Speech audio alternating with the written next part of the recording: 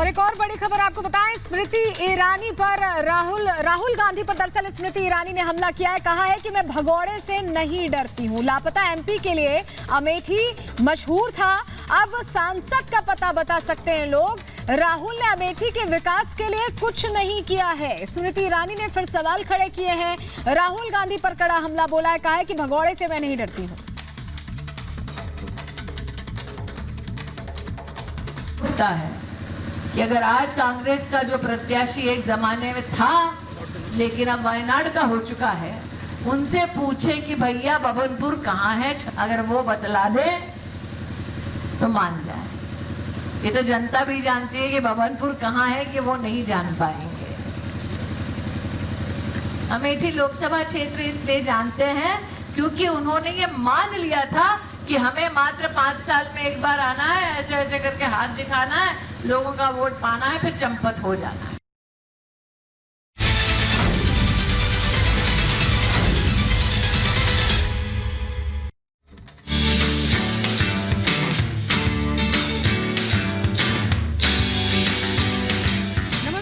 Report में आप सभी का स्वागत है और हम इस वक्त मौजूद हैं अहमदाबाद, वो शहर जो साबरमती नदी के किनारे बसा है। लेकिन इस वक्त हम एक लोकल बस में मौजूद हैं और लोकल बस में जो तमाम लोग यहाँ पर बैठे हुए हैं वो बताएंगे कि आखिर इस बार कौन जीतने जा रहा है गुजरात में और किसकी सरकार केंद्र में बनने जा रही है।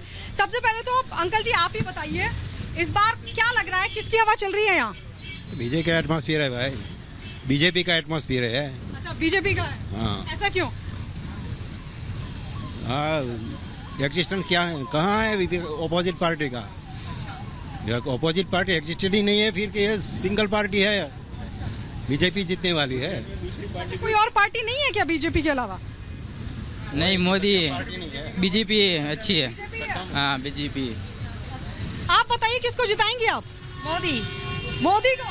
ओके, मतलब महिलाओं का वोट मोदी को ही जाएगा? मोदी को ही जाएगा। ऐसा क्यों? बस ऐसा ही, अहमदाबाद में बहुत सारा मोदी ने बहुत सारा आगे बढ़ा दिया अहमदाबाद, इसके लिए अहमदाबाद आखे इंडिया में मोदी पूरी इंडिया में आएगा। ऐसा क्यों? वो काम दिखता है ना, काम दिखता है। आपको भी दिखता होगा ना। अच्छा, 400 सीट लेके आएगा, मोदी आएगा। तो कह रहे बीजेपी में 370। 400 पूरी लेके आएगा। 400 तो एनडीए के लिए बोल रहे हैं। मैं बोलता हूँ 400 लेके आएगा मोदी। अच्छा, बीजेपी अकेले 400 लेकर आएगी? बीजेपी अकेले 400 लेके आएगी। नहीं। अच्छा, लेके आइए। आपको क्या लगता है महिलाओं का वोट मोदी को क्यों जा रहा है? He has done so many beneficial work for all people, not only for the female, also for the male candidates also. लेकिन अंकल जी मुझे बताइए, कांग्रेस क्यों नहीं दिख रही है? नहीं है?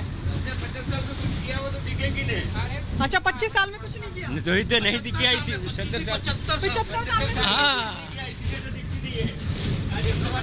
अच्छा, आप लोग बताइए, आप लोग यंग जनरेशन है, आपको क्या लगता है किसको आना चाहिए केंद्र में, किसको गुजरात में किसकी सीटें आनी चाहिए? मोदी की? ऑलवेज मोदी।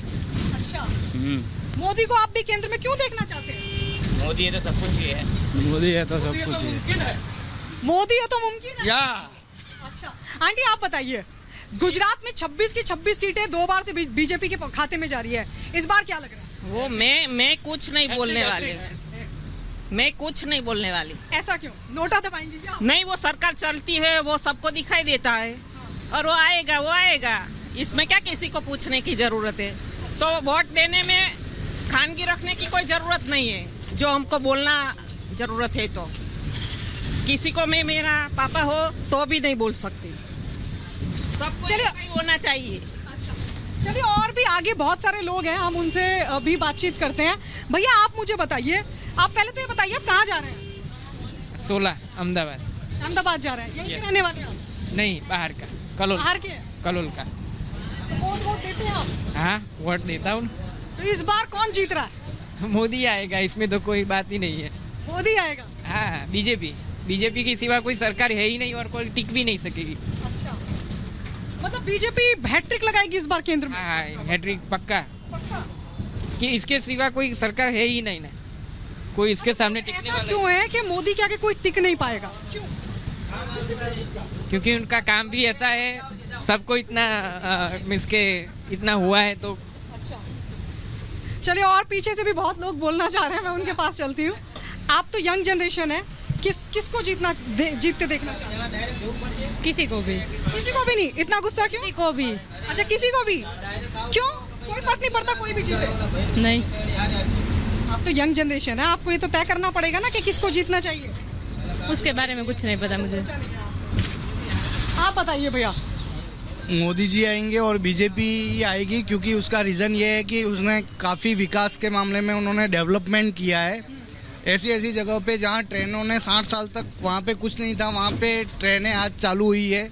उन्होंने डेवलपमेंट, उनका काम है विकास हो, देश का विकास हो। उनका कोई सिर्फ राजनीति से नहीं है, उनका विकास से मेन इम्पोर्टेंस, उनका मेन जो है वो विकास है। बाकी जो पार्टी है उनका सिर्फ राजनीतिक तक ही सीमित है, उनका विकास से कोई इतना लेना देना नहीं होता है। इसकी वजह से बीजेपी आए और मैं तो कहता हूँ आगे वही सरकार चलती रहे। बीजेपी दो बार से बीजेपी बार 26 की 26 सीटें जीत रही है। जब मैं आपसे बात करती हूँ, 2 बार से 26 की 26 गुजरात की सीटें बीजेपी को जा रही है। इस बार क्या लग रहा है? 26 की 26 उसका काम बोलता है सभी। एक सीट भी कांग्रेस को नहीं, उसका चांस ही नहीं है, कोई चांस ही नहीं है, कोई जगह ही नहीं है। तो ये देखिए, ये तमाम जो लोग हैं, अभी रोड से रिपोर्ट में हमने आपको दिखाया, ये लोकल बस है। और आप सोचिए, गुजरात का है, हमको तो कॉन्फिडेंस होना चाहिए कि 26 देना चाहिए। तो लोगों का साफ तौर पर कहना है कि गुजरात की 26 की 26 सीटें इस बार भी बीजेपी को ही जाएंगी। आपको बता दें 2014 और 2019 में 26 की 26 गुजरात की सीटें बीजेपी के खाते में गई थी। बीजेपी ने क्लीन स्वीप किया था, कांग्रेस के खाते में एक भी सीट नहीं गई थी।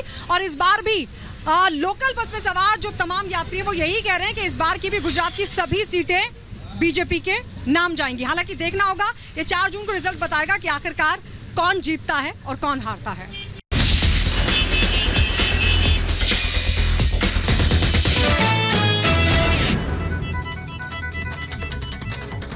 तो अहमदाबाद से आप मेरी सहयोगी गायत्री शर्मा की रिपोर्ट देख रहे थे। और गुजरात के ही गांधीनगर में पहुंचे आज गृह मंत्री अमित शाह, जहां उन्होंने धुआंधार प्रचार शुरू कर दिया और ये दावा भी किया है कि 400 पार का आंकड़ा पूरा करेंगे। रिपोर्ट आपके सामने रखते हैं।